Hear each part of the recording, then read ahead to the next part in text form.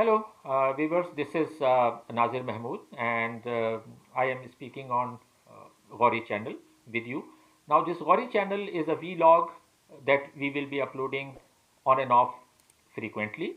And in these vlogs, we will be talking about politics, sociology, social sciences, literature, and this will be 10 to 15 minutes program in which we will be discussing various topics of interest, right? This first program, I was just thinking that this year, which is passing 2019, two important international personalities have died. One was Chinese Prime Minister Li Peng, and the other was a Soviet senior politician Lukyanov. And both of them were almost 90 year old.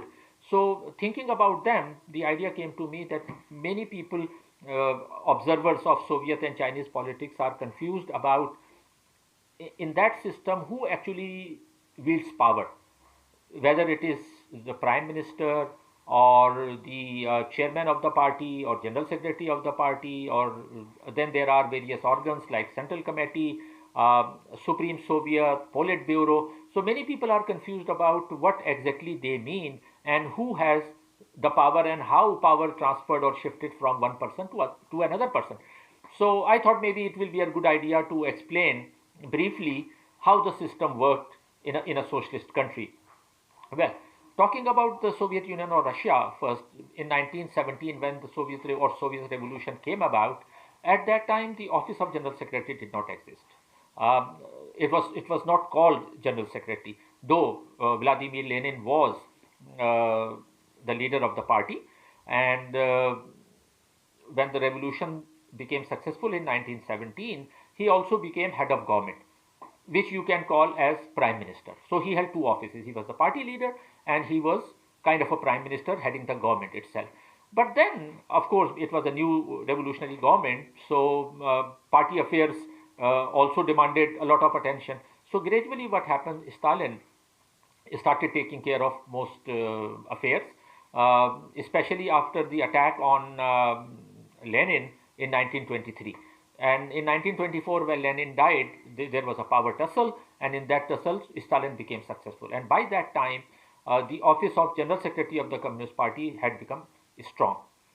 So, and then who was the head of state? Well, there was a comrade called Kalinin. During Stalin's period, for almost 27 years, he was head of state, which means he was chairman of the Supreme Soviet. So now, what is Supreme Soviet?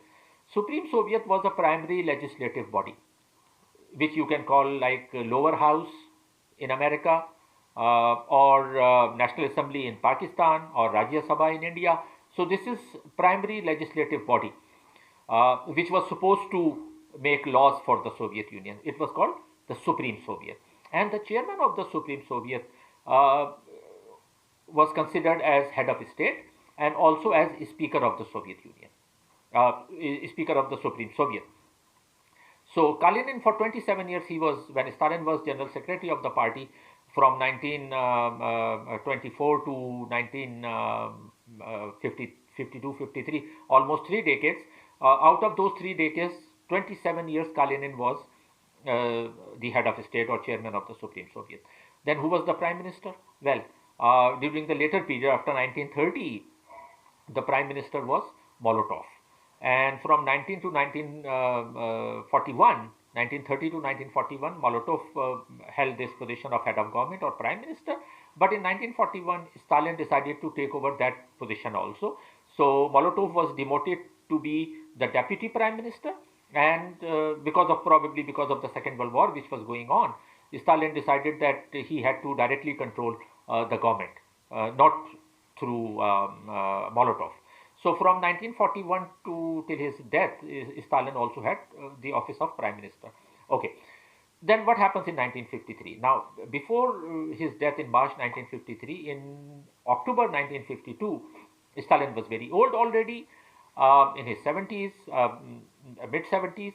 So other senior comrades probably persuaded him, and he himself also decided to relinquish the post of general secretary, right? Because it was too demanding. And who were these people around him? Molotov was there, Malenkov was there, Bulganin was there, Khrushchev was there. So these were the people who persuaded him. So and when in October 1952, when Stalin left this position of General Secretary, the office was abolished. So there was no office of General Secretary at that time.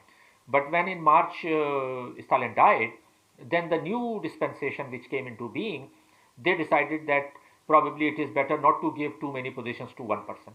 So initially Malenkov became the first secretary of the party, and he was prime minister also. But then Khrushchev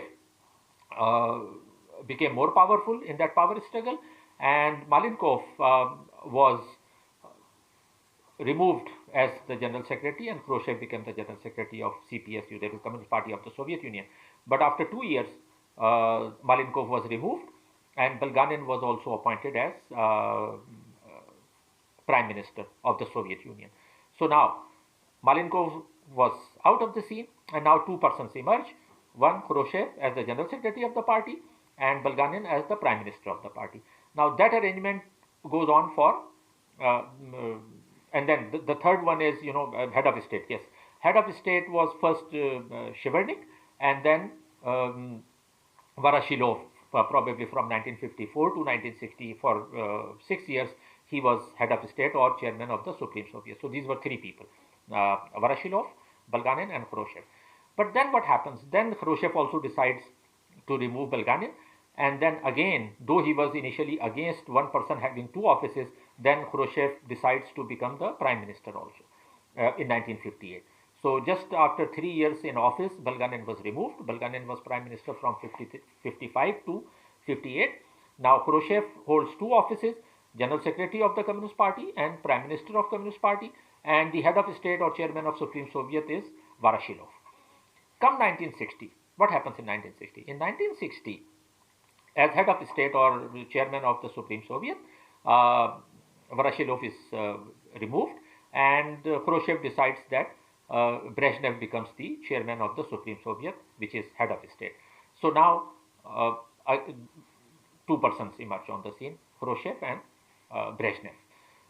Now Brezhnev is the one who in the next 3-4 years will mastermind a conspiracy against Khrushchev, and the party itself, the Politburo, was not very happy because of arrogance that Khrushchev showed, and he was becoming too powerful. So the party did not want to repeat the experience of Stalin. So in 1954, early 1954, Brezhnev was made the deputy second secretary of the Communist Party, and there was another comrade, Mikoyan, who was appointed chairman of the Supreme Soviet. So now the Politburo, in which there were other people also who later benefited from the change, they removed in 1964. Khrushchev was forced to resign, and in the new dispensation, Kosygin becomes the prime minister, Alexei Kosygin, in 1964, and then he remains prime minister for 16 years till 1980. And Brezhnev himself becomes the general secretary of the Communist Party, and Mikoyan remains the chairman. But after 1 year, in 1965, Mikoyan was also removed, and Podgorny became the head of state. So now a troika emerges. For the first time again, we see that the general secretary of the party is Brezhnev, head of state is Podgorny, and head of government is Alexei Kosygin. And this system continued till 1977. In 1977, the constitution, the new Soviet constitution, decided that the general secretary of the party should also be the head of state, that means chairman of the Supreme Soviet. So Podgorny was removed, and Brezhnev becomes constitutionally, these two positions were merged kind of. So Brezhnev becomes the head of state and the general secretary, and Kosygin remains the prime minister. So again, two persons are here. Now coming back to China, what happens in China? Mao Zedong, when the revolution came about in October 1949, at that time, of course, Mao Zedong was the undisputed leader of the Communist Party of China, and he did not like General Secretary's position. He wanted to be called chairman. So unlike the Soviet Communist Party, Chinese Communist Party leader was called chairman, and the chairman was Mao Zedong, and he had the ultimate power, and he decided that in the new government, Zhou Enlai should become the prime minister. So Zhou Enlai becomes the prime minister, and who was the head of state then? Well, head of state initially Mao himself assumed that position, though not officially called, but he held that. In 1958, he decides that Liu Shaoqi, there was another senior communist leader, Liu Shaoqi, he was appointed head of state. So now three persons emerge on the scene in 1958. Uh, Chairman Mao was already there. Zhou Enlai was prime minister for 10 years already, and now the third person is Liu Shaoqi. This carried on for 10 years. And when the Cultural Revolution started in 1966, Mao decided that he developed some differences with Liu Shaoqi because Liu Shaoqi had some reservations about the high-handedness of the Cultural Revolution. So Mao decided to remove Liu Shaoqi. Liu Shaoqi was removed and disgraced, and the position of president or head of state was removed, and again two persons hold the power. And that situation continued till 1976. What happens in 1976? 1976, Prime Minister Zhou Enlai and Chairman Mao both are very old. Mao was over 80. Zhou Enlai was also about that age. So, and then there were two, so to say, emerging leaders. One was Deng Xiaoping and the other was Hua Guofeng. Zhou Enlai's choice was Deng Xiaoping, who was also deputy prime minister, and Mao's choice was Hua Guofeng. And then it was difficult to see. People were just, because they were old, nobody knew who would go first. And Zhou Enlai died early, that is probably in February 1976. Zhou Enlai died, and when he died, against his wishes, because he wanted Deng Xiaoping to become the prime minister, Mao decided to appoint Hua Guofeng as the new prime minister. Hua Guofeng becomes the prime minister. After 6 or 7 months, in September 1976, Mao also dies. And when Mao Zedong dies, now before Mao's death, what he did, he also appointed Hua Guofeng as the deputy chairman of the party. So, which means making it clear that after Mao's death, Hua Guofeng would be the next chairman. And that's what exactly happened. In September, Mao Zedong died, and the prime minister, Hua Guofeng, also became chairman of the party. So he held two positions, which never happened earlier. Mao did not have these positions, but now he had two positions, and he also became chairman of the Central Military Commission, head of the military also, so to say. So he had three positions, and he retained these positions from 1976 to 1980, just for 4 years. And then what happened? His policies, Hua Guofeng's policies, were not liked by the Politburo or the party, because he reverted to the old Soviet style terminology. He wanted to re-establish heavy industry, and though he officially fought against the Gang of Four led by Mao's wife, they were exposed, their crimes were exposed, so he was able to crush that Gang of Four, but he himself was an old thinker, still, Leninist and Marxist and old terminology, proletarian revolution, continuous revolution, things like that, heavy industry, which party did not like. So, and then gradually Deng Xiaoping became more powerful, and after 4 years, in 1980, Hua Guofeng was removed as the prime minister, and Zhao Ziyang became the new prime minister. Then he remained nominal chairman of the party for 1 more year, and probably 1981 he was removed, and Hu Yaobang became the general secretary of chairman, and then the position was changed to general secretary. So now there also in China, three personalities emerged: Zhao Ziyang as the prime minister, Hu Yaobang as the general secretary, first chairman and then general secretary of the party, and Deng Xiaoping, who later became chairman of the Central Military Commission. So just like in the Soviet Union also, the party itself, so it was a repetition of 1964 in China. In 1964, general secretary and prime minister Khrushchev was removed, and three people became important.